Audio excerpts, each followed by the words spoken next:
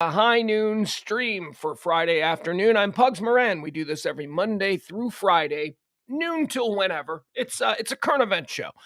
We give you all the things that are happening in the world. We tell you all the headlines, the hot topics, the trends. You know the rest. Anything that people are buzzing about, we like to bring it to you here every day at noon, Monday through Friday. It's a cheat sheet for your day. That's what it is. It's designed so that you don't have to know everything about everything, but you're not going to run the risk of being out there in the great, hinterlands and have some, person come up to you and go, "Hey, did you hear about?" And then you're like, "No, I didn't hear about the latest with Iran and, nukes." And then they got to tell you about it. And you got to sit there and you got to listen. Now, this show is so you don't have to sit there and listen. You can just go, yeah, I heard all about it. Because I listen to High Noon with Pugs Moran every Monday through Friday at noon on the Radio Misfits podcast platform. We also do a second stream. The second stream comes Monday through Friday. Is not Monday through Friday. I'm sorry. I should dial it back a little bit. Monday through Thursday. It's Pugs and Parker, and that comes on at 9 p.m. Central Time. It's myself and James Parker. Also, E the artist has been joining us lately, and we've been folding in a whole bunch of really interesting guests. We've been using that platform, not entirely, but for a large part now for the last week or so. We've been using that as a place to interview people for the podcast Who Killed Live 105.3, which is, so exciting. It's coming to the Radio Misfits podcast. The true story of the rise and fall of Dallas's once great Live 105.3. Okay, so that's Pugs and Parker. That's 9 o'clock. That's Monday through Thursday. This is High Noon. How do we do High Noon? What is High Noon? That's probably what you're asking yourself. Hold on, let me see. Do I have the chat on? Let's see here. There we go. We got April. We got Toronto. We got Leslie. We got Jeff. We got Byron. Who else we got? Anybody else in the chat room?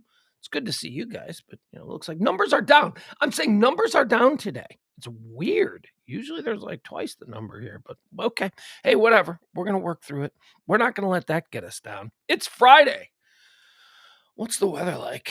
As we do the show here from North Texas, I can report that the weather is currently, we're in Dallas. We're in like the Park Cities area of Dallas. 59 degrees. 59 degrees and sunny. It is definitely sunny. 59. I can handle that. That's good. That's good. I don't have to. No air. Yeah, I can slept with the window open last night. It was cold. Oh, but it was nice. Oh, and those storms that came through. Oh, what a fun night. Fun night in North Texas. All right, so here's how High Noon works. We'd like to tell you about the day. We tell you, what today is. And what we do before we get into the trending topics and all the current events of this actual day, we like to take you back in time and we go through all of the events that also occurred in history on this day that maybe, give us a little hint as to what we can look forward to in the coming few hours. Then we go through some birthdays. If you were born on this day, we celebrate your birth, talk a little bit about stuff that you did, and then we go into deaths. Mourning. We'll mourn you. If you died, if you deserve our tears, we'll give them to you. If not, we'll dance a little bit on your grave. But after we go through the history of the day, the events that have occurred on this day, and we go through the birthdays of the day, and then we jump into the deaths. After we've got all of that done, then and only then do we jump into the current events. Only then do we jump into the events of the day. So let's get started with part one of the High Noon experience. It is High Noon on the third day of March, year of our Lord, 2023. March 3rd is the 62nd day of the year. 62nd. There's 303 days remaining until the end of the year. All right, some of the things that happened on this day in history. Just some quick ones. We'll just run through them. It's Friday. We got to get out of here. On this day in 1820, the United States Congress passes the Missouri Compromise. Class, Missouri Compromise. Oh my God, this is like a version of drunk history.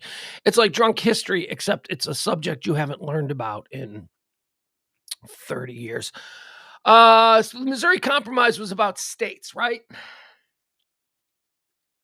So it was about slavery, and as the United States was picking up new territories and adding new states, there had to be some conversation about whether or not these new states would allow slaves, as they did in the South, or be turning against the idea of slaves. Here come hiccups, as was happening in the North.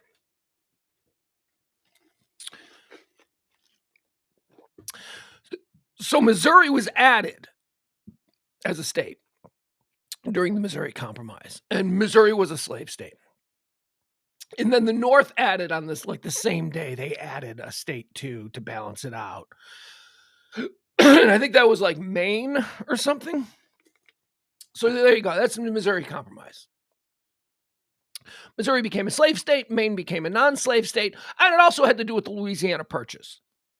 The compromise was that any of the newly settled areas acquired in the Louisiana Purchase, they wouldn't be slave states. They wouldn't get slaves. And that's the compromise. And there you go. It was on this. Hiccups are killing me now, man. I was just trying. Okay. All right. Hiccups. Jeez Louise. It's been 3 days now. 3 days in a row I've had hiccups.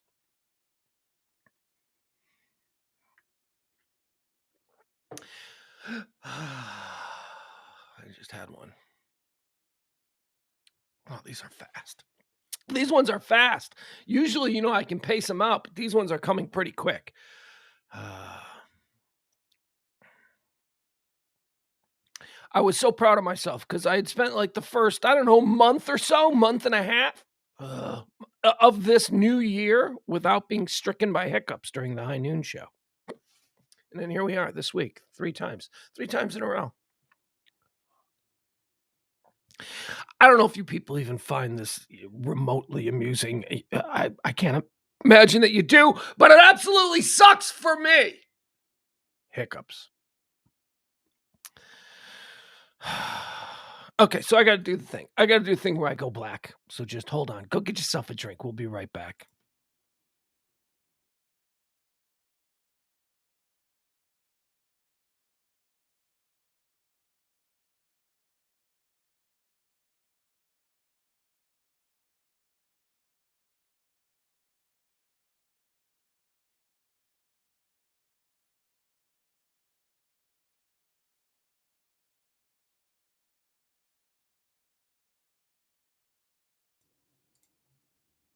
Okay, we're back. I think I did it. I think I was able to regulate my breathing. Of course, now the big test comes when I speak. See, the problem with me and these stupid hiccups is that it never happens during Pugs and Parker because I'm having a conversation and that's normal. What I do here for 2 hours is not normal. Unless you're like, some dictator giving a speech to 100,000 people that goes on for like an hour and a half, 2 hours. This is not normal. This is not normal for me. So this is why I get stricken with hiccups. All right, guys, are you ready? Jeff Ballard says, I find the scientific study that shows massaging your brown star with your finger makes hiccups go away. That has never worked for me, Jeff. And I've tried. No, I've never heard that. Actually, it's just it's mind over matter. Hiccups are 100% mind over matter. You just have to go into a mental place where you tell the hiccup mechanism in your body, say, look, hey, don't be an asshole. It's that kind of thing. You got to have that internal conversation where one part of your body takes over the other part of the body and says, stop it. And that's kind of how I look at it. That's how I imagine it. Something else is going on, but it is. Ultimately, it's mind over matter. All right, Missouri Compromise. My hiccups interrupted my dissertation, my little TED talk on the Missouri Compromise. On this day in 1845, Florida is admitted as the 27th state of the United States. Welcome to the party, Florida! Behave yourself. Behave yourself. 1849, the territory of Minnesota is created. Oh, Minnesota, nice, eh? I love Minnesota. This is funny because we just talked about Florida. Florida is undeniably one of the most beautiful states in the nation. Undeniably. I think you can grab somebody in, New Hampshire, pull them out of New Hampshire and say, is Florida one of the most beautiful states in America? Yeah, it is. Florida's beautiful. You know what is right up there with Florida? Minnesota. Minnesota is freaking gorgeous, man. Minnesota's got everything Minnesota is beautiful. Land of 10,000 lakes. It is just lakes and forests and valleys and rivers and, oh, God. You know what I love about Minnesota? If you've ever wanted to go to Montana or someplace like that, but we're like I don't want to be like really in the middle of nowhere. That's what Minnesota is. You can go to Minnesota. You can be like in a lodge or not even that. You can just be like, I don't know. You can be 50, you can be 40 miles outside of the Twin Cities, and you will feel like you're in Montana. You're like in the middle of nowhere. And then if you've had enough of that, you just drive into the Twin Cities and you stay at a really nice hotel and go to a fancy steakhouse. You can have everything. Anyway, welcome to the party. It was on this day in 1849 that the territory of Minnesota is created. People of Minnesota, I mean, look, aside from, the highly televised and widely seen riots, aside from all that, I love what you've done with the place since 1849. 1873, censorship in the United States. The United States Congress enacts the Comstock Law, making it illegal to send any obscene literature and articles or for immoral use through the U.S. mail. That meant we don't talk about it, but there was like porno and stuff in 1873. That stuff was going on. Every Western town had 15 brothels. I mean, what, you don't think people were having sex back then just because it's not like as front and center as maybe it is now, or maybe it hasn't been historically as well documented? I mean, there are sources. You can find Sex in the Old West. That was a docuseries from a bunch of years ago. It was troubling and disturbing.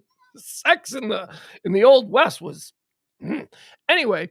My point is the Comstock Law basically shut down all of the dudes that were sending like dirty pictures. Like you remember the old times with the cameras, poof, like the big thing would explode. Well, there would be just like a naked girl laying there. So the Comstock Law was designed, it's censorship. It was designed to utilize the government, which was at that point the mail system, and get them involved in business, which is a very anti-conservative way of looking at business. But anyway, that's what the Comstock Law was about. It was a morality law. It was about, we don't care about business because boobs. They were upset about that. Think of the people who enacted the Comstock Law on this day back in 1873. By the way, this is the law that would really trouble Playboy in the beginning days of Playboy. Playboy had a lot of trouble with the Comstock Law. Anyway, they couldn't mail their magazines to newsstands because, it was deemed bad. Anyway, somebody can't wait for these people, these guys back here in 1873. Can't wait for them to hear about dick pics. What would they do about dick pics? On this day in 1913, thousands of women march in women suffrage processions throughout Washington, D.C. All right. I think this is the reason. This was like a big women's march that occurred on this day in 1913. This is kind of the reason. This is National Women's Month. Yeah. Who did we talk about yesterday? Yesterday we honored a woman. I'm going to honor a woman that you people may not be familiar with every single day of Women's Month. And I can say that because every single day, there's at least one woman whose birthday we celebrate, right? And even if I forget to prepare a woman, I'll go, oh, this is the woman for it. So we're going to have a woman every day. We got a woman coming up today. But I think that's the reason, because there were suffragettes. There was big suffrage marches on this day in 1913. On this day in 1931, the United States adopts the Star-Spangled Banner as its national anthem. Oh, say can you see? That's 1931? You guys, come on, be honest. You didn't realize the national anthem was that recent, right? Like, didn't you think they were singing it in the Revolutionary War? I don't know. I did. I'm stupid, though. So, I guess Francis Scott Key, right? So, I guess he wasn't around then. I guess he was. But anyway, like on March the 2nd, right? On March the 2nd of 1931, nobody had ever heard of the Star-Spangled Banner. Or maybe they had. Maybe it was a song. Maybe today was the day they just officially said, well, we may as well make it. And then, it became a thing. And now it's our anthem. There you go. Anyway, on this day in 1931, the Star-Spangled Banner becomes the national anthem of the United States. On this day in 1991, an amateur video captures the beating of Rodney King by Los Angeles police officers. Remember that? That started some shit. There was weeks of shit started after those cops tuned up Rodney King. There is no excusing the excessive violence used on Rodney King. I mean, it was excessive. However, let's talk about that. Rodney King was a menace, man. Rodney King. Okay, so I'm not saying that. Look, we saw the video. The video is. It seems to me that there was ample opportunity for them to have been able to get him under control without tuning him up to the degree that they did. Okay, there. I have established that. I am on the side that those cops should have lost their jobs. Those were bad cops. But he wasn't innocent, man. He was all like blazed up on LSD and he was drunk and he was doing like 100 miles an hour through neighborhood. I mean, he was out of his mind. If he had gone through an intersection and killed like a church group in a minivan, I mean, come on, man. I mean, that was just a bunch of really bad shit that all happened at once. Everybody behaved badly in that situation. But Rodney King was not some innocent victim. Let's get that history straight. That dude was a menace. He was a menace and he was out there and he was causing real problems for people, real scary shit. Now, part two. When the cops got him, did they behave appropriately? No! No, they didn't. Both of these things can be true. Both of these things are true. Those cops deserve to get fired. And I think Rodney King deserved to get tuned up to a degree. To a degree. Anyway, what's the history on that? We'll make sure the history on that stays because, you know, we have seen in recent years depictions of victims of police brutality. Now, I've been very consistent. We talk about all of them. I make sure we talk about all of them because I think that they all deserve to be talked about. And I think over the course of the last year and a half on this show, I've proven that, I just look at it and I take it for what it is. If I think it's one thing, I'll say it. If I think it's the other thing, I'll say it. I don't think it's all police brutality. And in recent years, we've seen examples where it looks pretty clearly like police brutality. But let's not conflate that with the Rodney King thing. That was police brutality, but Rodney King was also not an innocent. He wasn't just some guy who was targeted, right? Just because, let's get him by a bunch of like corrupt white Los Angeles cops. Because that's how it was presented. That they were bad cops, but I don't know that they were necessarily, racially motivated. I think that they're cops and cops have egos and cops, they like the badge and they like the gun. And if you're going to run from the cops, it becomes an ego match at that point. You're not going to run from me. And when you finally catch them, your adrenaline's going. And these cops didn't manage their emotions properly. Therefore, they shouldn't be cops. That's a problem. We need cops who can manage their emotions properly. But Rodney King kind of deserves. I'm just saying, Rodney King.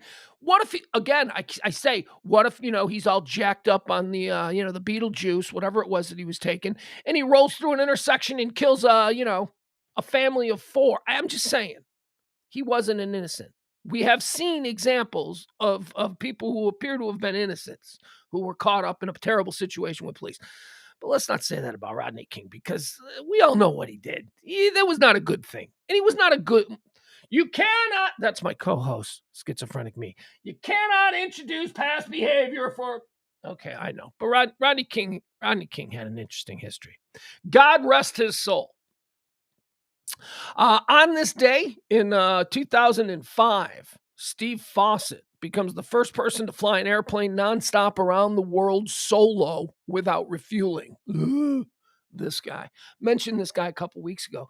Steve Fossett. Steve Fossett was like a Chicago area billionaire who was the first of these like billionaires to start doing ballooning. Like a couple weeks ago, we talked about Steve Fossett became the first guy to take a balloon across whatever. He did that a couple weeks ago. We talked about it. Then another thing that he did was this one today. Steve Fossett becomes the first person to fly an airplane nonstop around the world. He's just some billionaire who's like, if it had been 10 years later, he'd be in this space race thing. Steve Fossett would be like building like, Fossett missiles or whatever. He was like the first. Steve Fossett's like Steve Fossett was into it before Branson.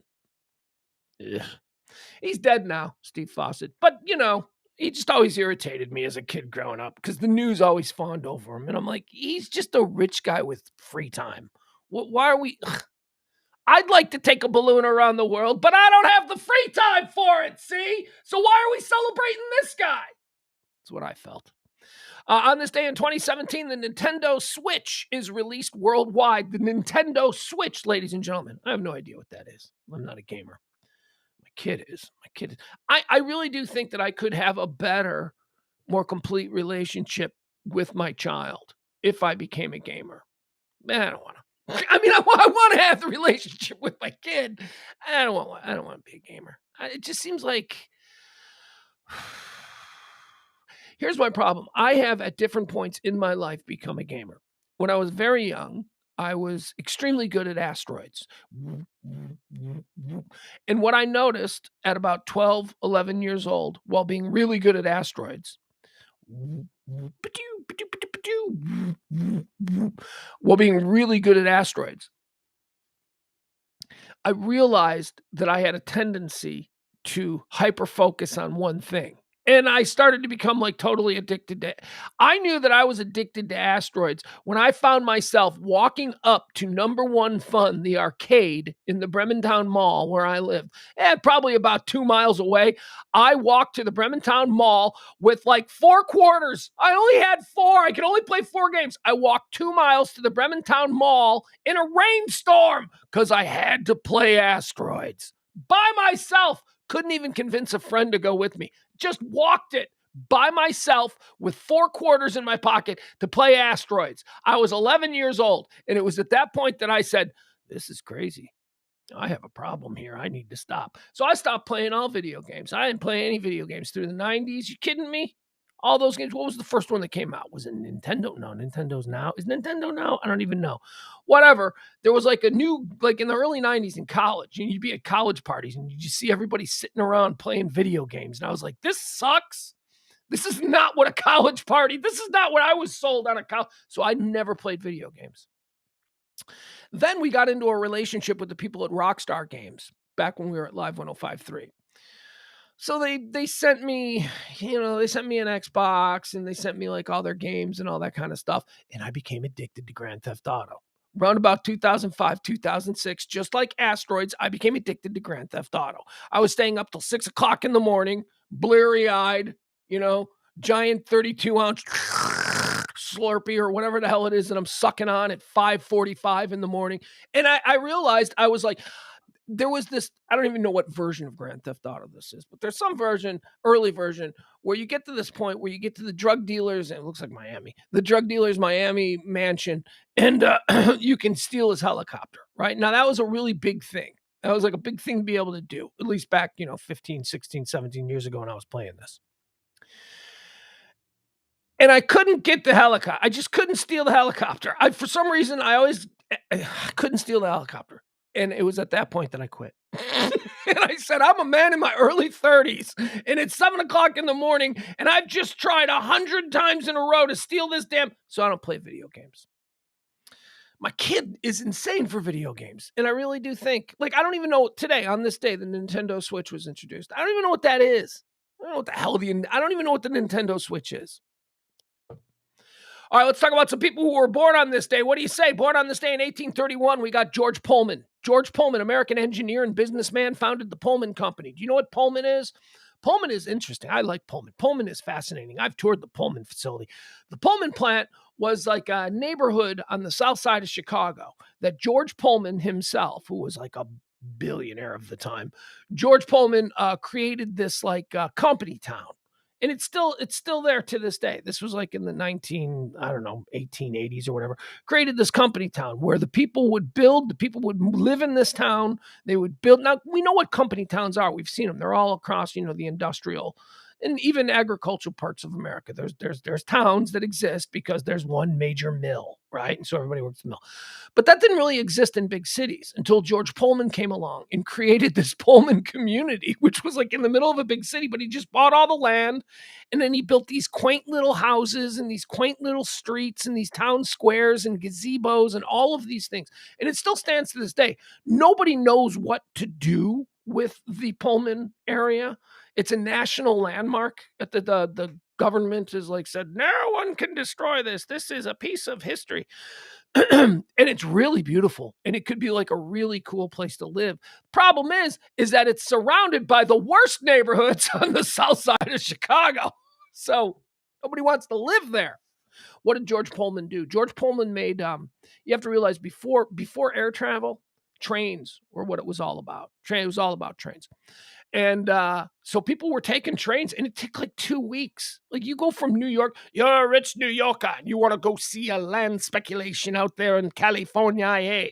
So you got to get on a train, and you got to like commit like 3 weeks to this trip from New York to Los Angeles.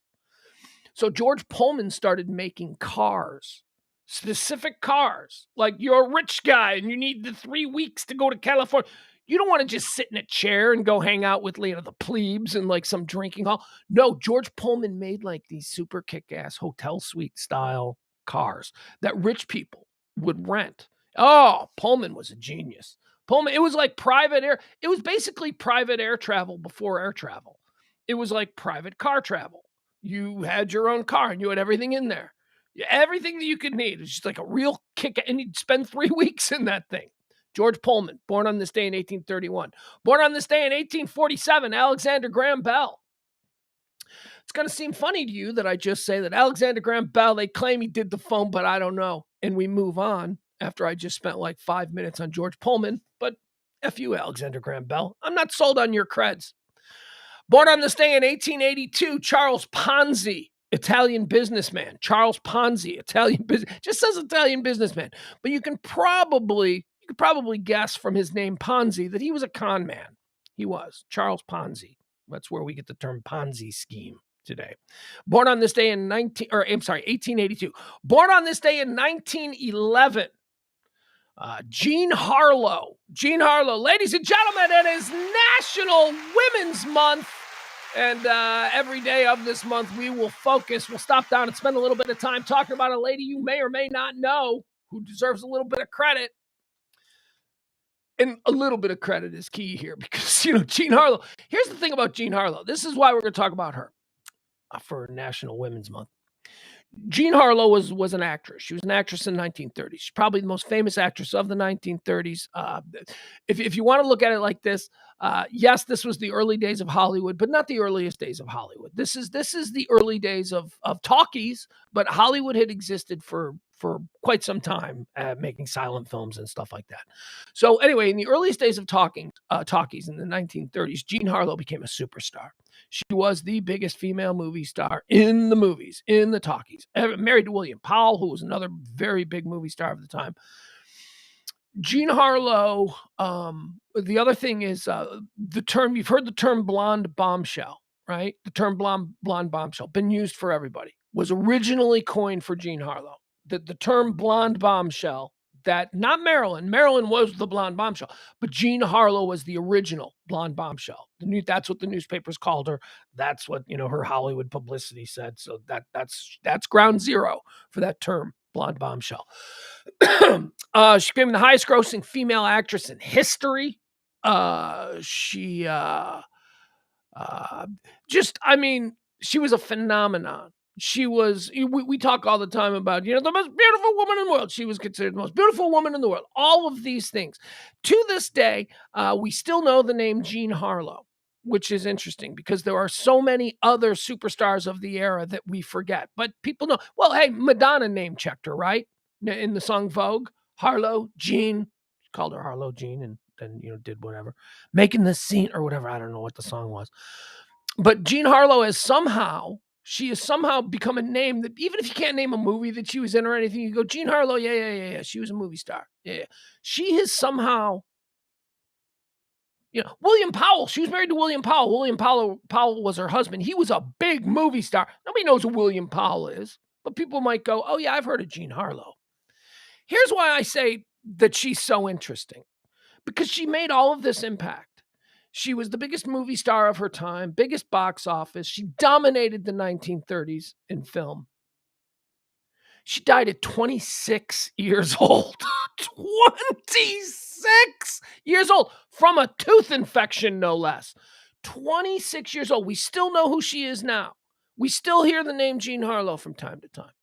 pop culture references or whatever. She has made it. She is one of the people who go, oh, yeah. She's not like Courtney Broombush, right? I just made that name up, but maybe I didn't, because there were a whole bunch of big movie stars that you've never heard of from the 1930s. Jean Harlow, 26 years old, she died. I mean, when did she start working? When she was 12? I mean, she was 26 when she died of a combination of a whole bunch of weird things that happened to her. She caught the flu at she went to the president's inauguration and she caught the flu, and then that turned into sepsis, and then that turned into her being fine. She recovered from that. Then she got a tooth infection, and then she had like a bunch of like oral surgery, and then the sepsis came back, and then she died at 26. Jean Harlow. There you go. Let me see. Where did we lose here? There we go. Born on this day in 1947. Here's another woman. Here's another woman who's pretty important, I guess. I don't know if you like bad music. And seriously, it's bad music. Happy birthday to Jennifer Warnes. Jennifer Warnes. She's famous for 2 songs, and you know them both. Love lift us up where we belong. Yeah, Officer and a Gentleman. Up where the eagles fly. I mean, massive, freaking massive hit. Massive hit. Jennifer Warren. Love lift us up where... Her and Joe Cocker, right? Officer and a Gentleman. Massive hit. She goes away. She doesn't do anything. She goes away. It's like, oh yeah, Jennifer Warren. She once had she goes back like 10 years later with now she's gotten rid of Cocker, and now she's with Bill Medley, and they're doing some Dirty Dancing stuff. Remember that one? What was that one? What was the dirty? I had the time of my life, and I owe it all to you. Yeah, you know that Jennifer Warnes. Happy birthday. She's got 2 songs. Hey, if you're only going to have 2 songs, right? Have 2 freaking gangbuster, timeless love songs. And those it's good 2 songs to have. If those are the only ones you have, those are good too. And she's got more. I know she's got more, but those are like the big ones that we know of her as a vocalist. She's written behind the scenes for other people, but I'm making a point. Moving on. Let's see here. A couple of umbilical cousins born on this day in 1962. We've got both Jackie Joyner Kersee and Herschel Walker. Look at them. A couple of 80s athletic stars. Whatever happened to Herschel Walker? Jackie Joyner Kersee, she dead? She dead, or is that FloJo? FloJo's dead. Florence Joyner is dead, not Jackie Joyner Kersee. They were all related, right? Like, I think Florence Griffith Joyner was married to Jackie Joyner Kersee's brother. I think that's what it was. And FloJo is dead. Not Jackie Joyner Kersee. Herschel Walker might be. We haven't heard anything from Herschel Walker in months. We may never hear from him again. They might just pretend that never happened. They might just be like, yeah, it was a miscalculation. Moving on. Tone Loc, born on this day in 1966. Funky Cole Medina. Tone Loc, Wild Thing, Funky Cole Medina, and then nothing. I don't know what happened to him. He was big. He was huge. Big, huge. Then nothing. Born on this day in 1970. Julie Bowen. Oh. Claire? Madge? What's her name from Modern Family? She's the mom. She's the mom from Modern Family. What's her name? Claire? Is that it? I don't know. Anyway, happy birthday to you, Julie Bowen. Born on this day in 1974, David Faustino, American actor, producer, and screenwriter. He was Bud Bundy. We just mentioned him because he was Bud Bundy from Married with Children. Born on this day in 1982, Jessica Biel, American actress, singer, and producer, Jessica Biel. She's beautiful. Wasn't she with Leonardo DiCaprio? Wasn't she with him for like a long, or with Justin Timberlake? Or is she still with Justin Timberlake? I don't know. I can't keep these people straight. She has, here's what I will say about Jessica Biel. She's a beautiful woman. Look, of course she's a beautiful woman. She's a timeless, beautiful actress. I see some equine qualities in her. I'm going to leave it at that. That's all. Born on this day in 1997. Here's the last birthday of the day. Camila Cabello. Camila Cabello. Camila. I don't know who that is. I mean, I know. Okay, so here's the thing. I've heard of her. I know she's a singer. I couldn't tell you if you put like 3 pictures in front of me of like 3 random people who look like they could be modern pop singers. I couldn't pick her out of that crowd. I don't know who Camila Cabello is. Maybe it's Camila Cabello. I don't know. I don't know who she is either. Born on this day in 1997. All right, deaths. We're going to run through some quick deaths here because we've got 3 and they're all in a category. Comedians of days gone by, okay? Dead on this day, 1959. Lou Costello, one half of Abbott and Costello. I was never a big fan of Abbott and Costello. I was never a big fan of Abbott Costello. I was never a big fan of like Laurel and Hardy. I was never a big fan of the Three Stooges. Those 3 particular acts, to me, as a young child who was formulating my comedy anchor, I didn't find any wit in any of that stuff. I just found about like slapstick. Slapstick is funny, but it's funny because you're shocked that something funny has happened. But then when slapstick happens like 5 times in a row, you're like, okay, he's going to hit him again with the hammer. Why doesn't he get out of the way? Yeah, I never really got that. So I was never a big Abbott and Costello fan. I was more like the Marx Brothers and stuff. Well, I'll give you an example. Chaplin. I thought Chaplin was pretty funny. He was pretty physical comedy. He was great. I'll give you an example. They used to air after school when I was growing up. They used to air like an hour. I think it was like 4:00 in the afternoon. They used to air an hour of half Little Rascals and half Three Stooges. I used to hate the Three Stooges ones. I used to just give me the Rascals. I just want you know why? And I determined why. I liked contraptions. Like the Little Rascals made contraptions. And I liked contraptions. There was wit. See, there was some kind of like creativity or some sort of interesting angle with the Little Rascals and the way that they would build contraptions. Three Stooges were just hitting each other. It was like, okay, that's funny, I guess. Anyway, Lou Costello, dead on this day in 1959. Dead on this day in 1966. William Frawley, ladies and gentlemen. Oh, Fred Mertz.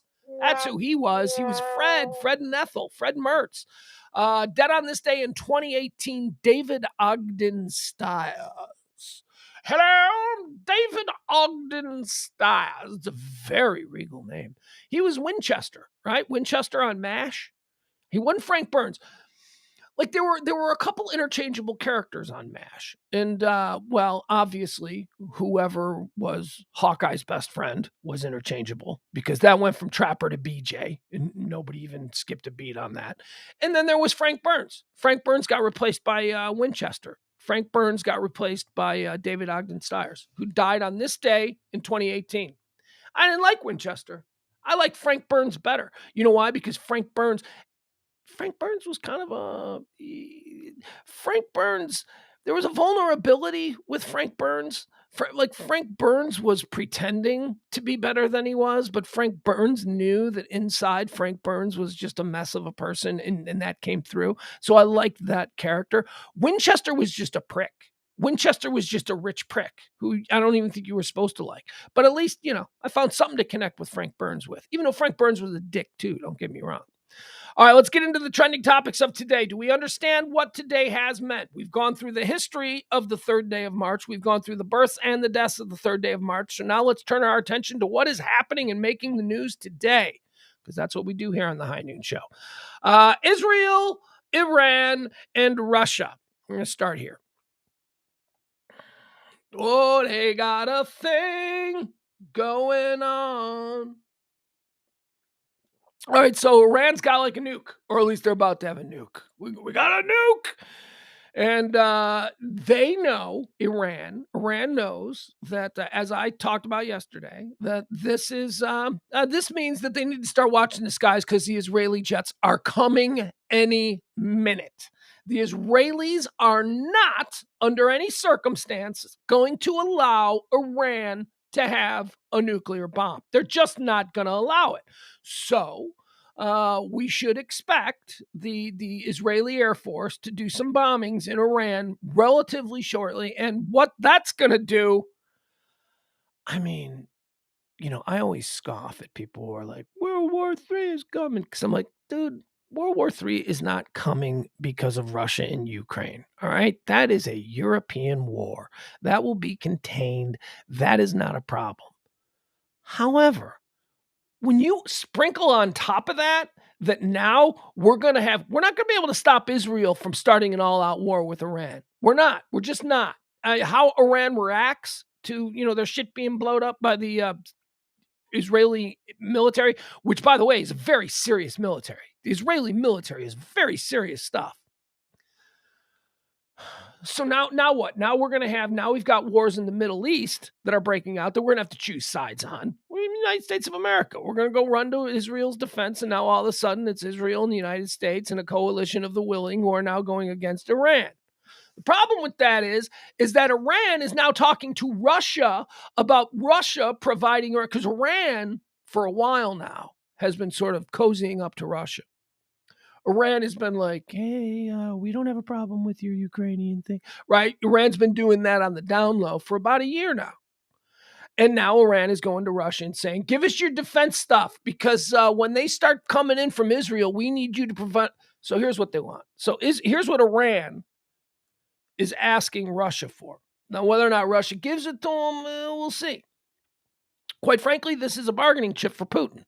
Putin can come to the table with, his Western foes, and he can say, all right, let's get this up for you. I'm thinking about helping Iran. How do you guys feel about that? And everybody's going to be like, no. And he's like, okay, so let's deal with that. So he comes in now. Now Putin's got a little bit of leverage if he wants to try and save some face from this Ukrainian thing. Or option two, Putin is just, looking at teaming up with Iran, and, maybe his dream scenario is China, and then, having a full-on war. Israelis' window to strike Iran narrows as Putin enters the equation.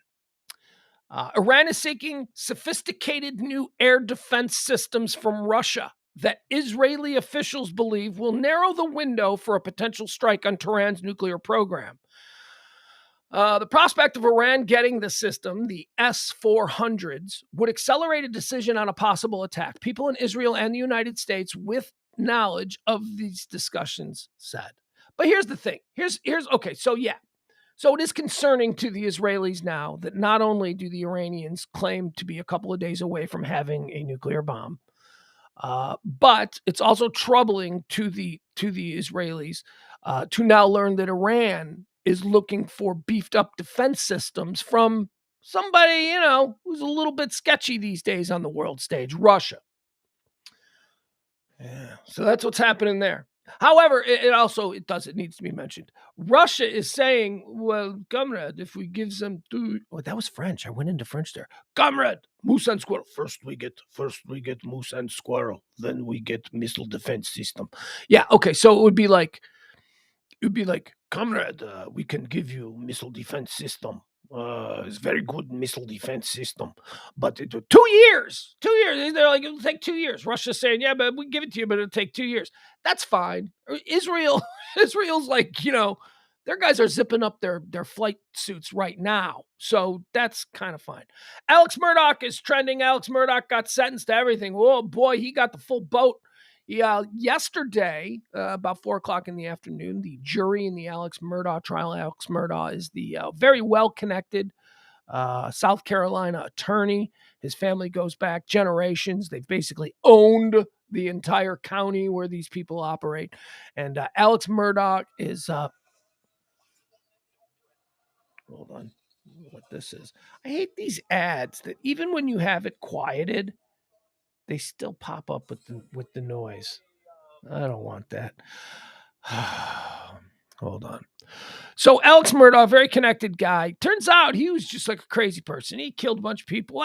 Actually, he didn't kill a bunch of people. Now we believe that he killed 2 people because he was convicted of killing his wife and his son Paul. This had been a case that had sort of laid dormant for a little bit. Police had no leads. And then suddenly Alex Murdaugh starts getting in trouble for a whole bunch of other stuff. And the cops are like, maybe we got a lead. So they convicted him yesterday. Of 2 counts of murder, his wife and his son.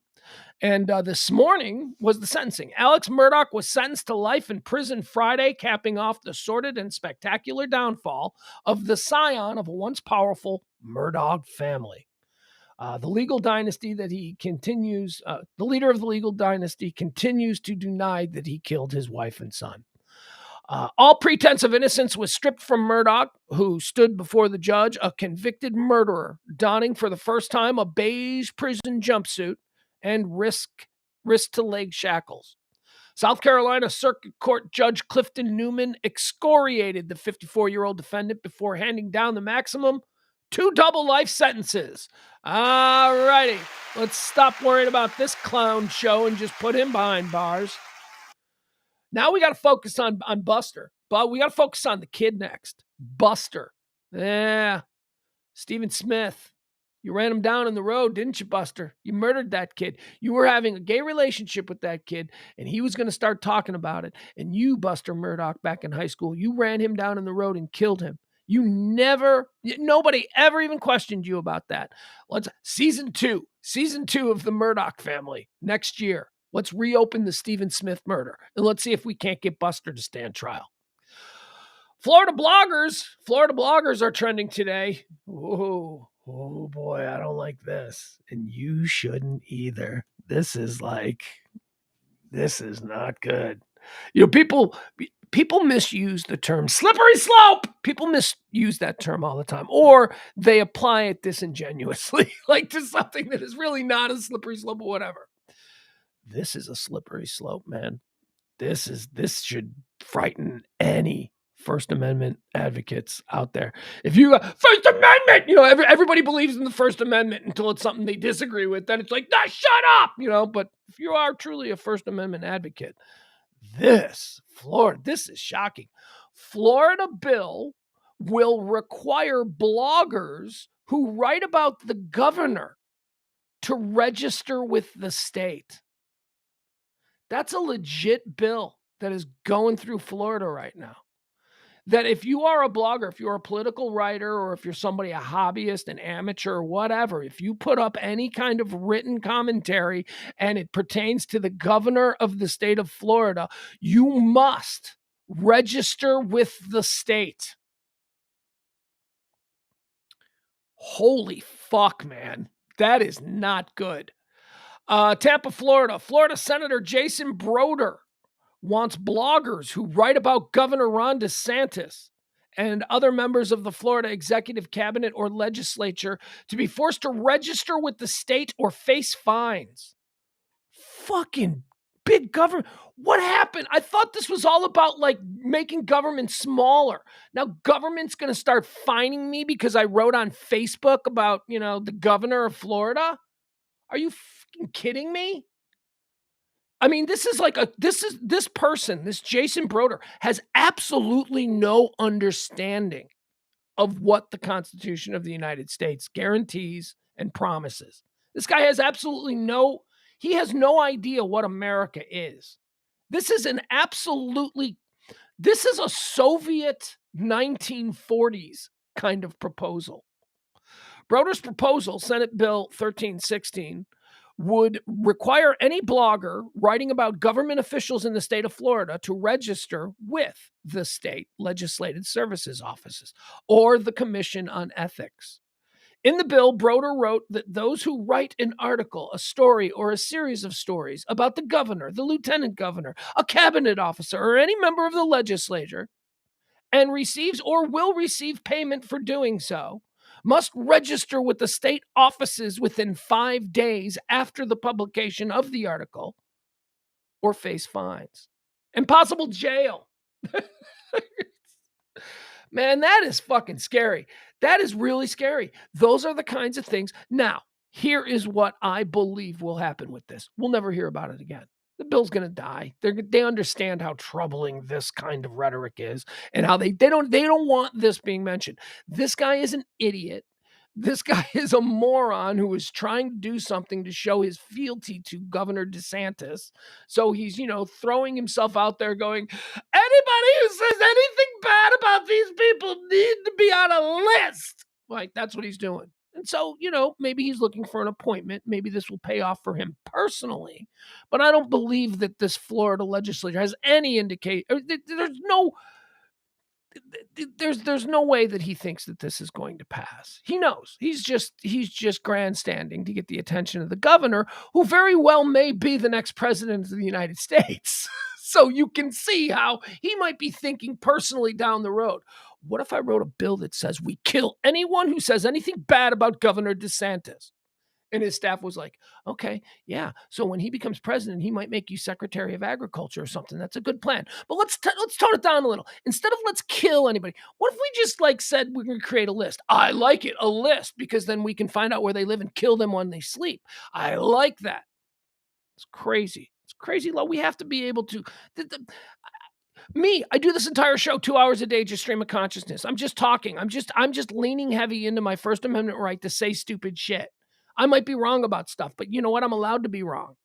Now, the onus becomes on me once it's revealed that I am wrong to then go, you know what? I was wrong and I learned something new, and here is how I think about this now. It's on me to change, but you can't stop me from being wrong initially. The hell is wrong with you? I'm allowed to be wrong. I'm allowed to be pissed and say statements that I don't really mean.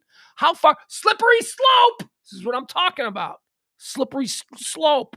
We start making a list of people who have opinions that we don't like. Let's boil down this Florida story, because that's what this is. They want to make a list of people in the state who are saying things that they don't like.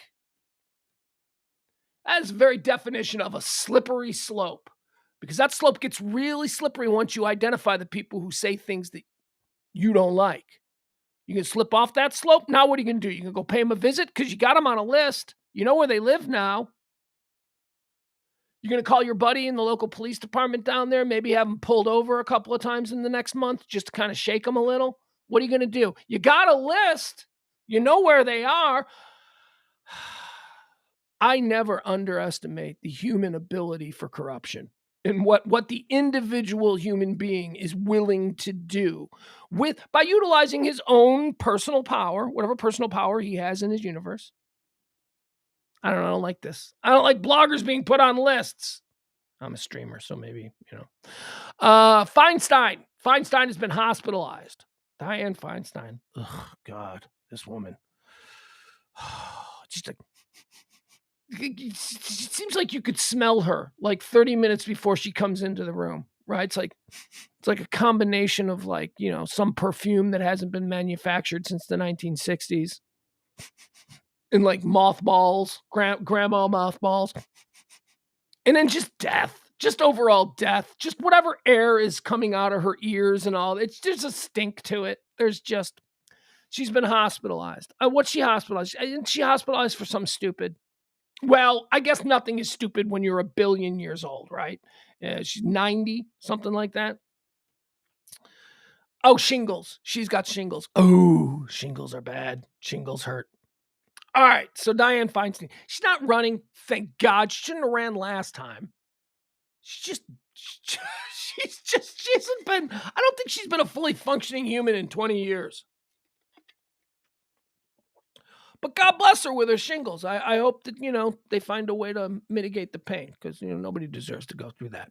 Tennessee is trending. Tennessee, Tennessee, take me to a better place. Tennessee is trending because Tennessee Governor Lee, isn't he Bill Lee in his name? Did we elect governor named Bill Lee? Breaking news, Tennessee Governor Lee signs law banning all transgender treatment for children and public drag shows. The new legislation, which was fast-tracked and will affect close to half a dozen people in the state of Tennessee. No. The new legislation, which was fast-tracked by the Republican, I mean, seriously, it was fast-tracked. It was fast-tracked for the national bump. It was fast-tracked, not for any, I mean, really, how many people does this new law that was fast-tracked, how many people in the state of Tennessee does this really affect?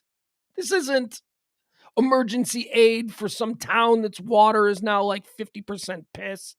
The new legislation, which was fast-tracked by the Republican majority in the state, will take full effect this summer. The move means There is a total ban on all gender-affirming healthcare for kids in Tennessee, including puberty blockers and hormone treatments. All right, so here's what I think about this. And I don't know anything about this. I don't know. I'm just a regular dude, okay? I'm just a regular dude. Here's what I think. If you're like, a young adult or fully matured adult, and you identify as something that falls outside the traditionally accepted male female gender roles, I'm fine with that. I don't care. Whatever. You do you. I don't care. That's great. That's great. And you know what else? I also agree. You should be afforded all the benefits and protections of being an American citizen just like everybody else. Absolutely. I don't care. But what do you mean kids? Like, this is going to stop. The move means there is a total ban on all gender affirming healthcare for kids. How are we identifying kids? Because I'll tell you, I do feel fairly strongly that we shouldn't be messing with kids until they get out of puberty. We shouldn't be messing with them. I just don't think. I think everything is a crapshoot. I'll give you an example. I grew up with this girl who I swear to God, until 9, 10, 11 years old, this little girl was the best athlete in the neighborhood. She was a tomboy. She was what we used to call a tomboy. You didn't want to fuck with her. She would fuck you up. She grew up with a bunch of brothers, and she was serious business. And she hit puberty. By the time she was a senior in high school, she was like an unrivaled smoke show, right? So she went from this, tomboy girl, all of that kind of stuff. And this was the 1970s. And she just, she ended up being something totally different than that. Like you would see her like, years later in your 20s out of the bar, and you'd be like, oh, okay. So my point is this: what are puberty blockers? Don't be fucking with that. Don't be just let these children figure out who they are, right? At 8 years old, 9 years old, 10 years old, is that what we're talking about? I can support something where, I don't know if I like the government coming in and saying that we can't do this, but I would support. I want to hear from doctors. I want to hear from a whole bunch of doctors, right? I want to hear from like 100 doctors on what these puberty blockers are and what their thoughts. I want to speak to some people who know about psychology, who know about psychiatry. I want to talk to people about what might be going on inside the minds of these 10, 11-year-olds. Because it's a thing. It's a phenomena in our society right now. I believe that we are seeing, I believe that trans people are real. I believe that's a real thing. And we have to adapt the way we think in our society in order to just accept that things are different now. Okay? Stop fighting it. It's a losing battle. Nobody has ever stopped progress. Okay? They tried to stop women from wearing pants in the 1950s. They really did. I mean, that wasn't. So trans people are fine. Doesn't mean I have you, me, or anybody else. Doesn't mean that we're forced to hang out with them. You know what I mean? If they move in next door, you got to be nice to them. That's what America is. Unless they're dicks. If they're dicks on their own merit, then you can be dicks back to them, and it can have absolutely nothing to do with the fact that they're trans people. But whatever. I am concerned about the idea of children being predetermined to be trans when they haven't even gone through puberty yet. I don't know. That troubles me. So anyway, and then there's the whole drag show thing, part of this Tennessee law, which is just silly. It's whatever. How many drag clubs? Actually, you know what? I was thinking about this. I'm like, how many drag clubs are there in Tennessee? But then you forget. This needs to be said, because I've spent an inordinate amount of time in Tennessee in my life. Tennessee is far more sophisticated than it gets credit for. Tennessee are like Memphis. Memphis is like a sophisticated river city. It's. I mean, now I know that it's by sophisticated. I mean they have food and cultures and cuisines that were carried to the city throughout the river, things that don't exist in other places because, the stuff comes in from the Caribbean up the Mississippi River, the stuff comes down from Canada down the Mississippi River. Memphis is a pretty sophisticated city. You can go to Memphis, you can have money and live in Memphis and live like a person with money and means in the United. Memphis is not like some awful, awful place. Aside from there's crime and stuff like that, but there's crime and stuff like that in every city. But you can go, there's a 5-star hotel in Memphis. You know what I'm saying? You can go to you can go to a world-class Michelin-starred restaurant in Memphis. There is a sophistication to Memphis. And I haven't even mentioned Nashville. Nashville's very sophisticated. There's a lot of money in Nashville. There's a lot of transplant in Nashville. So when we think about Tennessee, I think we do ourselves a disservice when we just lump Tennessee in with like Arkansas, or Mississippi. Which brings us to our next topic. That was totally by accident. Mississippi, ladies and gentlemen. Mississippi is trending for another incredibly stupid thing that their state legislature is doing. Mississippi, again, I love this because, I'm one of these dudes. I legitimately sit in the middle. Like, I am a capitalist. I believe in the role of government in the civilized society. But I have some conservative ideals and I have some progressive ideals. And one of the conservative ideals that I've always had, that I've always appreciated the truly conservative among us for being, warriors on. And that is the idea that government has very little role in governing capitalism, free business, the workplace. Government needs to stay the fuck out of how people in this country decide to make money, for the most part. I believe in regulations. I think that there are people who want to make money doing some dangerous things that we need to make sure that they're, doing these dangerous things properly.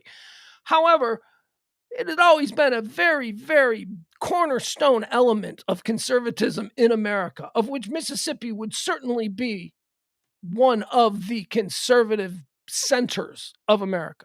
It had always been that government doesn't have any role in regulating business, right? So that's a problem. Mississippi is looking to pass a bill that would restrict electric car dealerships.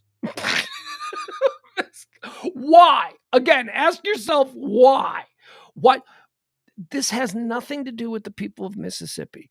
This has to do with somebody who is a state rep from Mississippi who wants to get on Hannity or who wants to get on Tucker or Newsmax or whatever. He just wants to get noticed nationally because this is a culture war issue that has everything to do with owning the libs and the environmentalists. That has nothing to do with Mississippi. And yet here we are. Mississippi wants to ban electric car dealerships to own the libs. It's so ridiculous. Jackson, Mississippi. The Mississippi Senate gave final approval on Thursday to a bill that will restrict electric car manufacturers from opening new brick and mortar dealerships in the state unless they comply with the exact same laws of traditional car makers. So obviously Detroit is involved here. So there's some Detroit money that has probably been funneled to some re-election campaigns for a number of these guys. And that's the real issue at the heart here, is that because of environmental footprint and all of those kinds of things, electric car dealerships do not have to adhere to the same set of rules as regular combustion engine car dealerships. Part of the deal that was made a long time ago. Well, Detroit doesn't like that. And so now, this is why Mississippi is like, all right, you can't open anymore but that's not the deal. Anyway. See, again, this is another one of these things, man. These conservatives have some really good ideas. They got some really dumb ones too. Don't get me wrong. Conservatives got some pretty good ideas, some pretty thoughtful, common sense ideas on a lot of these ebb and flow issues, these kinds of issues of how the country is going to run, how we're going to encourage capitalism, yet not leave people behind, all of those sort of things. There is a conservative element that believes in all those things, and I like. This is not that. This is the government getting involved on purpose to stop a private businessman from making money and earning a living in that state. That goes against every tenet of conservatism that there has ever been. You let business flourish. You let competition be the true governor. You don't get in and try and make it even for one guy to compete against something new that's an innovative thing. That's not how you win. All right, Tennessee and Mississippi. DFW Airport. DFW Airport is trending today. I don't know if you saw this story locally. Ooh, man. Hey, where's all my billionaires at? Where's all my local DFW billionaires at? DFW is building a new terminal. Yeah, DFW. I don't love DFW. I love. I love Love Field. Love Field. Love Field is now granted, I live just a couple blocks away from Love Field, so it's like super convenient for like anything. People come to town. Yeah, I'll come get you. And then you pick up your friends from the airport on your bike. No, I wouldn't do that. But I could. I mean, I'm that close. I love Love Field. In fact, by comparison, I hate DFW. I hate DFW. Man, I grew up with two airports, Midway and O'Hare. I'm a Midway guy. O'Hare Airport, I had always thought was the most ridiculous thing that has ever been built. I just always thought, like, O'Hare Airport, this is terrible. This sucks. This is something. Then I got to know DFW. DFW. DFW makes O'Hare Airport feel like the home I grew up in. DFW, I have no idea where I am ever at DFW. It's just everything is spread out so far. Where am I? What county am I in now? It's so big. But DFW is getting a new terminal. That's right. Oh, it's going to be nice. You guys, DFW is getting a terminal that is going to have luxury day beds. Oh, your flight's been delayed for a couple hours. Come take a nap. Go ahead. They're going to have 5-star cuisine with private chefs in the new terminal.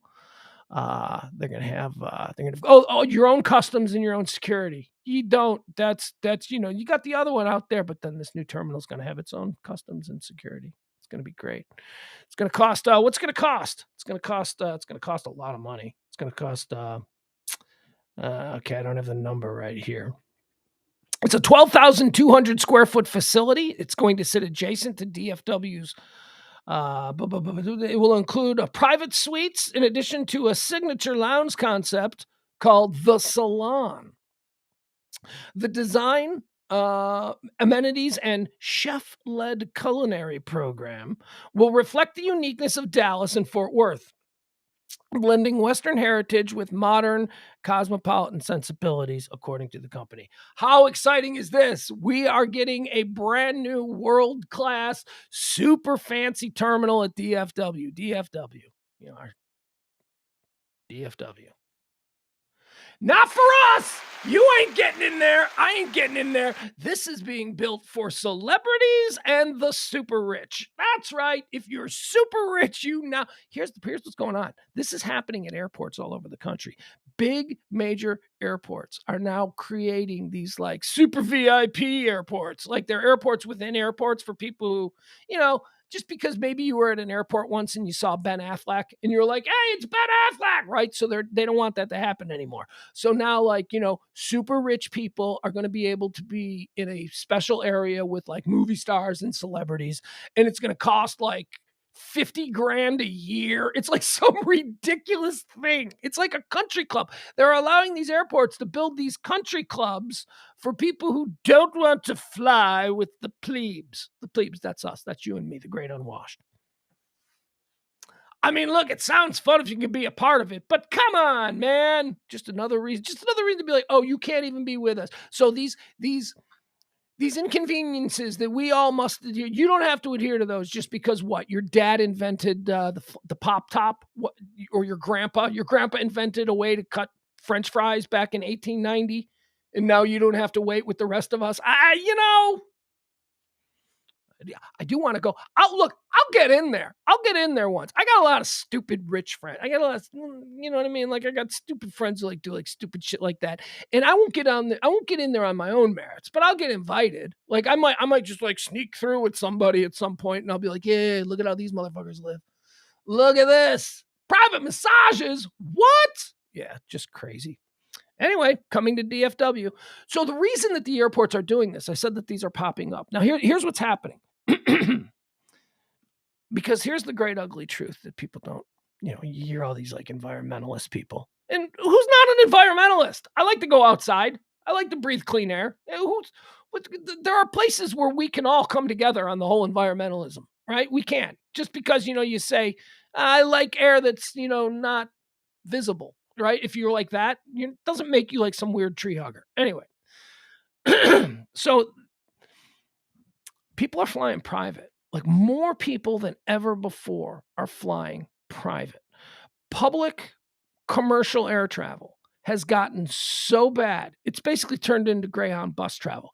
It's gotten so bad that certain people who make certain amount of money are now willing to spend a few $1,000s extra, well, tens of thousands extra in some cases, in order to fly private. So these major airports are losing people to private airports and small corporate private things.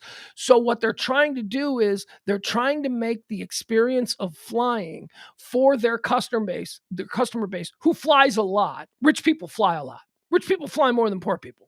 Poor people might go on vacation once every 2 years. Rich people go on vacation 4 times a year, and dad is in an airplane 3 times a week. All right, rich people fly. So they want to make it so that rich people who fly a lot won't have to put up with the same kind of bullshit that we who just travel once every 18 months, we have to put up with in the other. That's all it is. Just separating us by not by skin color. We're not separated by skin color. We're separated by money. Oh, they're going to allow black people in there. They don't think that it's going to be just like a bunch of racist no, it's money, honey. It's just about money. If you got the money, you can be in any club you want in this country. It doesn't have as much to do about race. The racism for me, I've always thought that the racism really exists in the middle and lower classes. That's where really you see people who just don't like people because of their skin color. But at the super high level, man, those people, all they see is green. They don't really give a shit. Big oil. Big oil is trending. Gonna go into some big oil stuff here. Oh, wait. Oh, no. Do we want to do this? Yeah, we'll do this real quick. Big oil is trending because Big Oil had a banner year, everybody. Good for Big Oil. Our gas prices went through the roof and they all went, oh, they blew up a pipeline. We're not making any money. We need to raise the prices at the pump. Whatever. Shut up. They made more money than... Oil companies hit with backlash after bringing in over $200 billion in profits last year. So no matter how bad, remember they said gas prices are about to go up because the oil companies are... No. The oil companies know what they're doing. The oil companies plan 10 years, 20 years ahead of time. They sell futures on, what it's going to be. This isn't a surprise. When a pipeline blows up in the middle of Siberia, okay? And then a week later, they're like, prices at the pump are going up because of the pipe. That's not a real thing. They're taking advantage of the fact that we all out here heard about the pipeline. And now they're like, ooh, we can raise our prices a couple of cents because people are going to think it's because of the pipeline. It's not about the pipeline. Like I said, these oil companies, they have their profits and all of their growth and all that stuff. They've got it all planned out for decades in advance. They literally sell futures on oil price. Come on. Oil companies they'll always make the money. They're always going to make the money. Superpower is trending. This is an interesting poll because this is a question that I think all of us Americans need to ask ourselves. And the good people at Gallup, I don't even know if they're good people. The people at Gallup, they asked the question for me, which is good because they have all the stuff to be able to do it properly. I would just be random dialing people on the phone and asking them. Gallup asked, actually, here's the headline. Fewer Americans want the United States to take a major role in world affairs. Okay.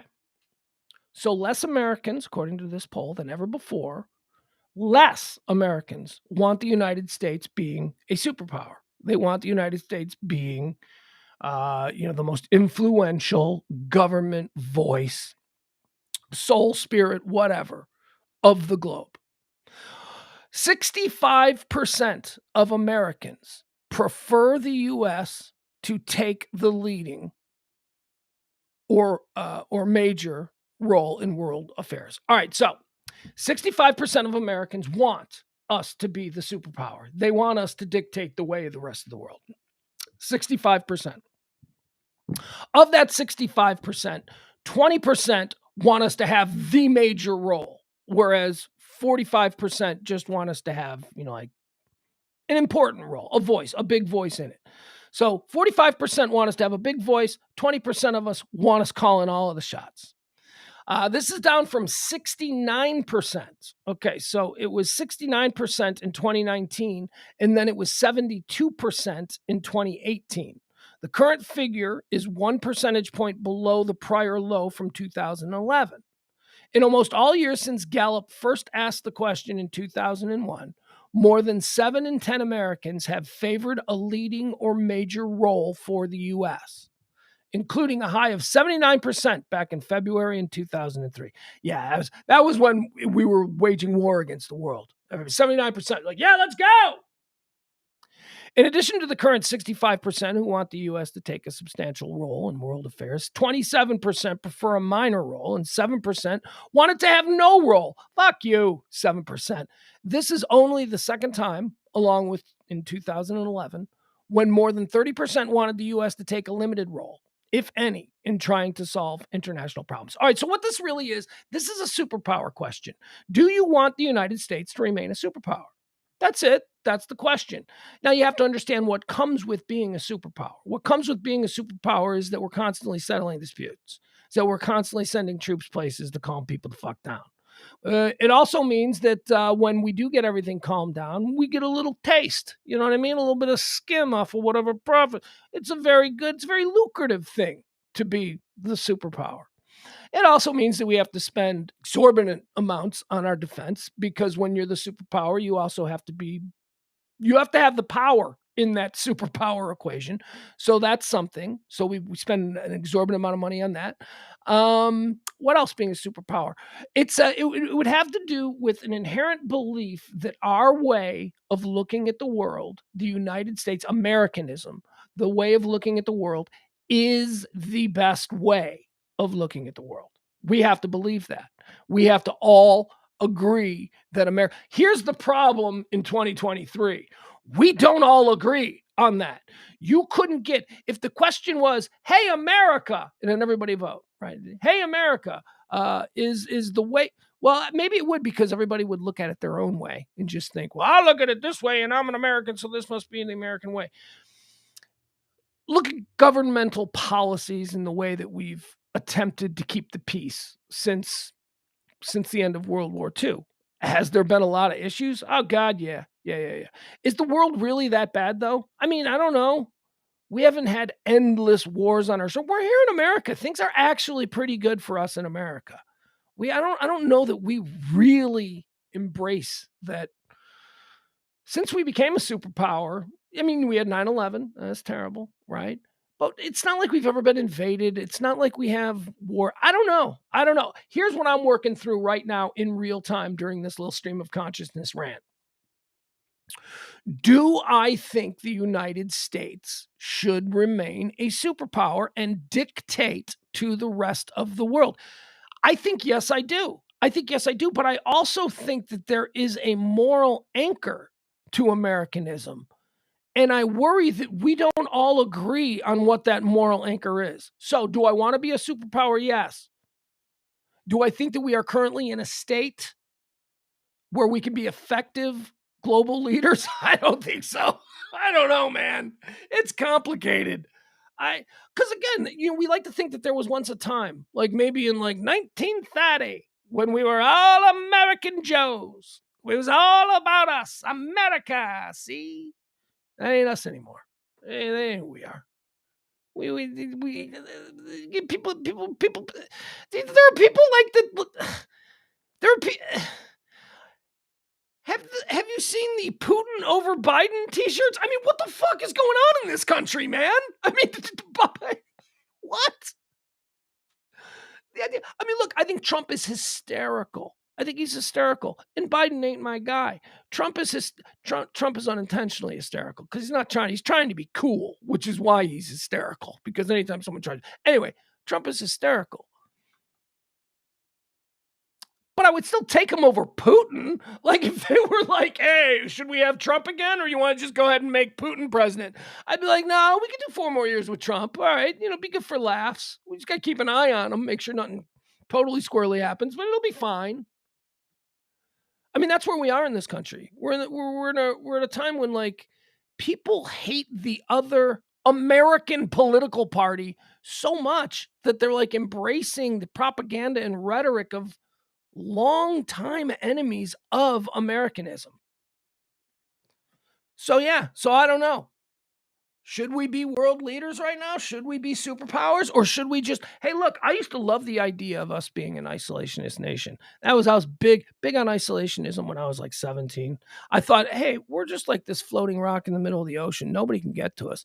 What if we just mind our own? What if we just do it? And then, I got older and I got smarter and I realized, oh, that would be terrible. That'd be awful. We wouldn't get, you mean we'd pay like, there'd be no Walmart? You mean like a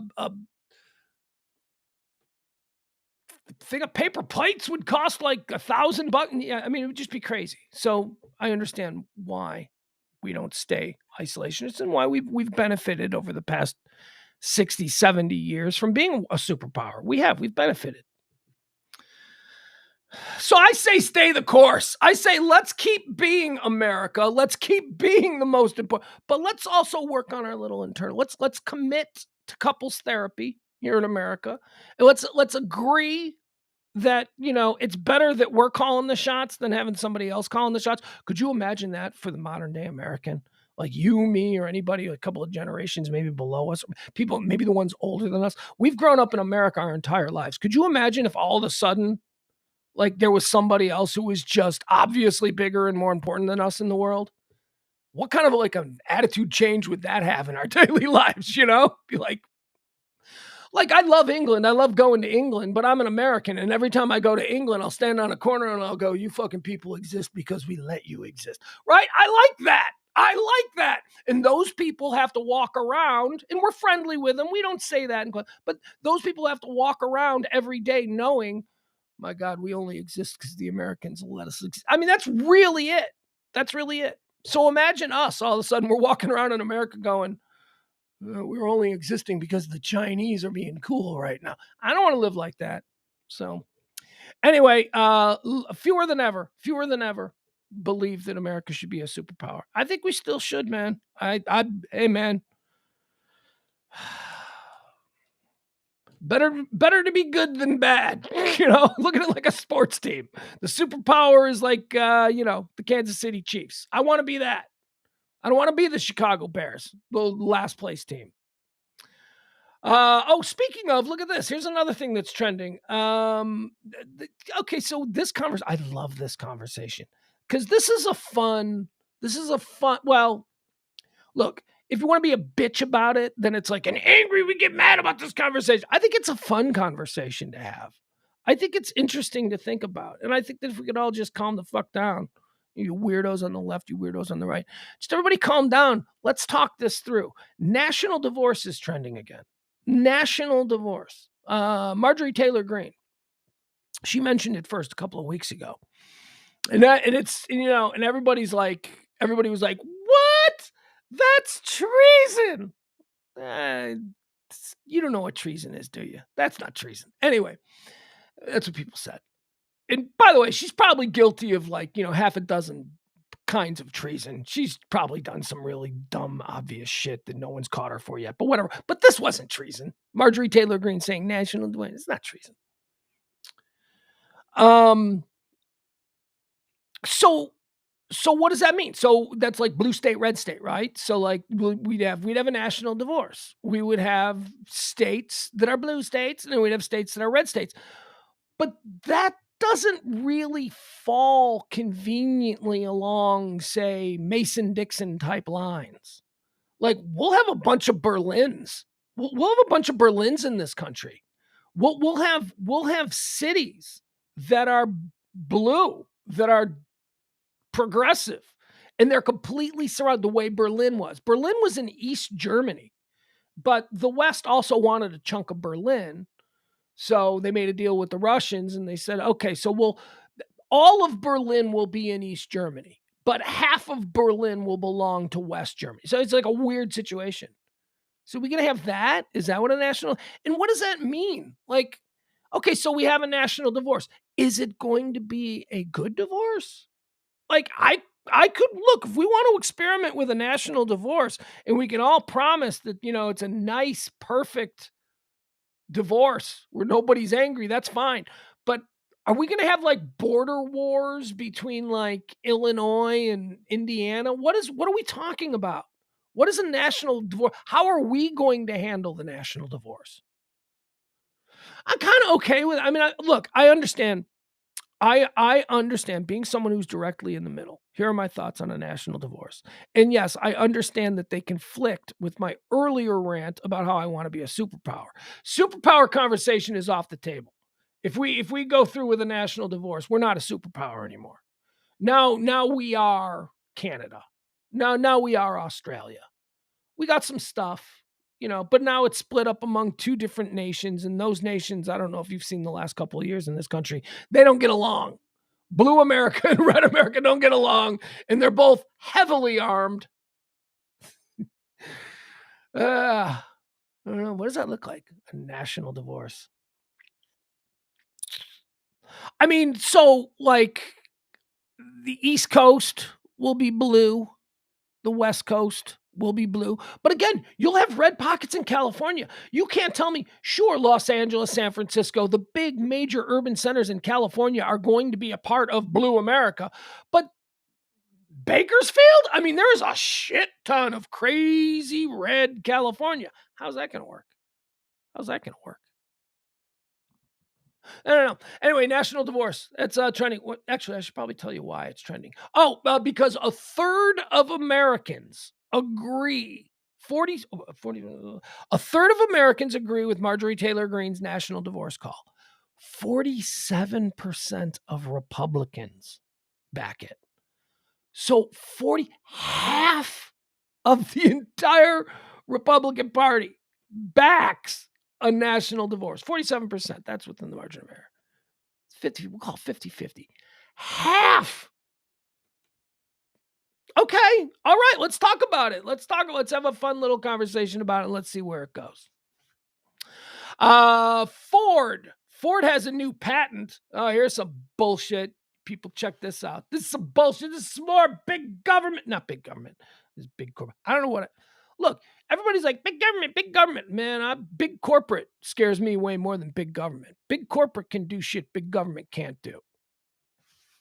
Here's some big corporate bullshit for you. Miss a car payment, and Ford has a new patent on technology that will shut off your AC.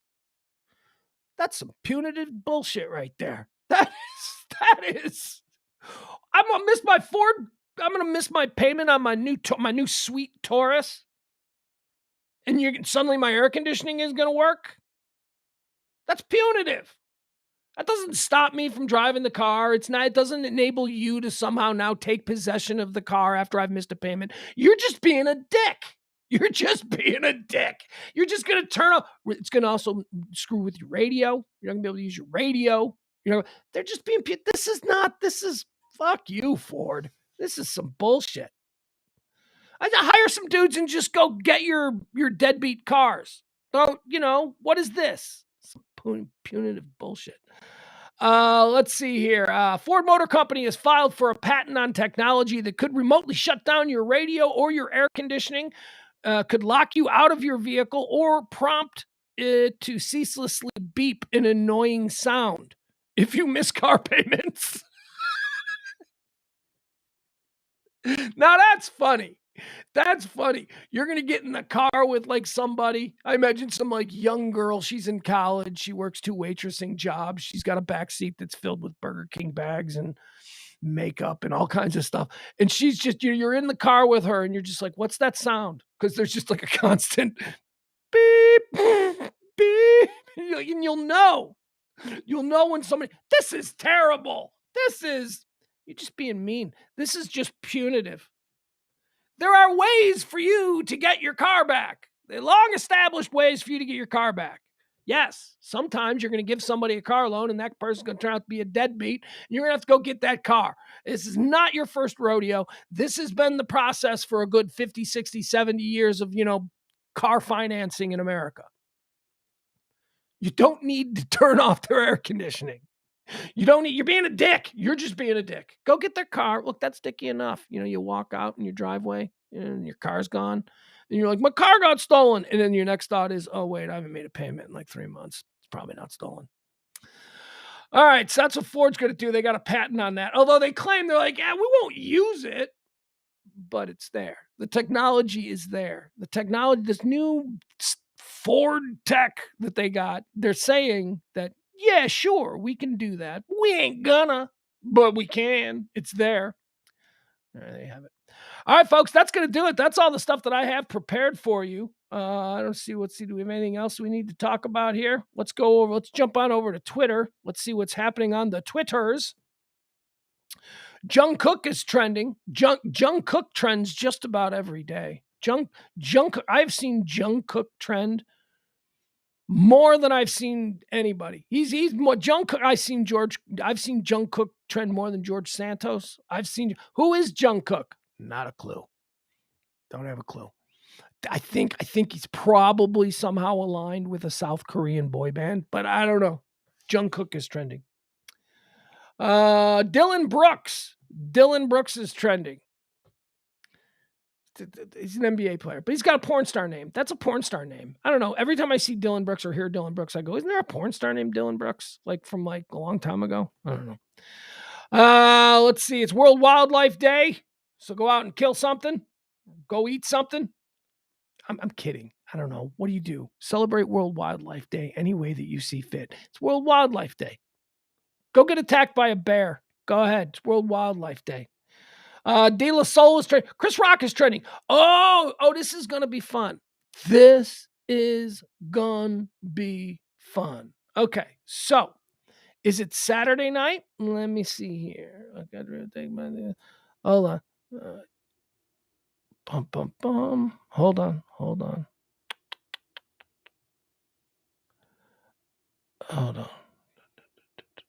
I want to get this right.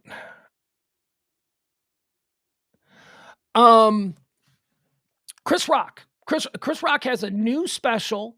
Is it Saturday night? I don't know if it's Saturday night or if it's tonight. It might be tonight. I don't know. I'll have to figure this out.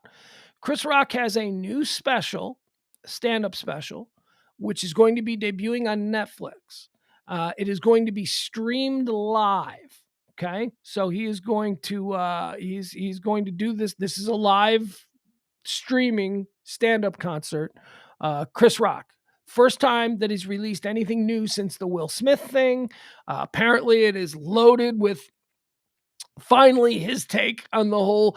Me and my kid, I got my kid this weekend. We're gonna watch it. We're gonna watch it in live time. We're gonna watch it when it starts to stream. I think that Chris Rock is one of the great comedic minds. Certainly one of the best, finest, most interesting, most socially relevant stand-up comedians of the past 30 years. And when he got slapped by Will Smith and then he was quiet about it for a year and he just let little things come out and he's like, I'm working on a new special. This is that special. And it debuts this weekend, the new Chris Rock special. Here is something. One of Chris Rock's jokes that's been leaked. Chris Rock revealed that he watched Emancipation just so that he could see Will Smith being whipped. Okay, probably I'm expecting better, but there you go. A little take. He is going to go into the whole Will Smith thing, so that'll be interesting. But also, see, this is why don't sell Chris Rock short. Yeah, I want to hear some of that, but Chris Rock's worldview is fascinating to me. Chris Rock has a truly unique and interesting way at looking at the world and processing whatever is standing in front of him. He's just good at it. So I am very thirsty, as the kids say, for some fresh Chris Rock takes on the world that we live in, and we get that this week. Very exciting. I hope he doesn't do. Oh my God. It's live. It's a stream. Is he going to do or say something like by an hour after it streams? Is Chris Rock going to be trending? Because I don't know. He said something wrong about trans people. So I don't know. Are we going to be canceling Chris Rock? No, I won't be. I won't be. You all might be. But, you guys are weird. People who do that stuff are weird. I don't care. Because you want to know why I don't care? I'll tell you why. Because Chris Rock, over the past 25 years of him doing stand-up comedy, he's achieved some sweat equity with me. I've seen everything that he's done. I don't think him to be a bad person. I don't think him to be an opportunist. I think him to be a great artist with an interesting mind who's one of the best comedians who's ever lived. So whatever Chris Rock has to say at this stage, I have his full body of work to be able to go, you know what? That's fine. Although now watch him say something. I don't know. Anyway, I'm very excited. Very excited about Chris Rock. What is Jeff? Is Jeff getting into it with Adam? I don't see what Adam is saying. Is Adam pre-canceling Chris Rock? Is that what's happening? Is Adam? No, I wouldn't say that. Hold on, let me see. Adam says, there you go. There it is. Chris Rock isn't a weirdo and an asshole, so I doubt he'll say any anti-trans things. All right, there you go. There you go. Adam's holding out hope. But that is an interesting way you put it there, Adam. You're worried that he might say, you doubt that he'll say any anti-trans things. That is entirely dependent on how you define what an anti-trans thing is. See, that's where we get into the issue with Dave Chappelle. I don't believe anything Dave Chappelle said was anti-trans. I believe he talked about trans people, but I don't believe anything he said was anti-trans. I think that he said something very specifically about an individual was anti that individual, and that individual happened to be trans. But I think to say that that's his overreaching opinion on the entire trans community is disingenuous and just fucking not right. Different way. Hey, tip the show if you can. Yeah, I don't think I've had the tip caption up there. We could always use the tips. That's how we do around here. We exist based on your kindnesses, your gratuities. Drop a little something in the Venmo. Drop a little something in the Cash App. Treat me like I'm your bartender. Whatever. Did you have a good week? I had a good week. Did we do full shows? I think we did. I think we had one show this week that was delayed by a couple of hours, but I think I did all the shows. All right, there you go. All right, love you guys. Have a great weekend, and remember that we will.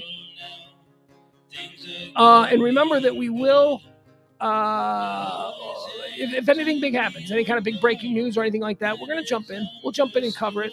I don't foresee anything like that, but that is rarely the case with big breaking news that you get a heads up. So subscribe, follow, do all of those things so that you can be alerted to whenever it is that we are going live here with me, Pugs Moran, on the Radio Misfits podcast platform. Bye, everybody. Have a great weekend. Love you all. See you Monday for sure at noon.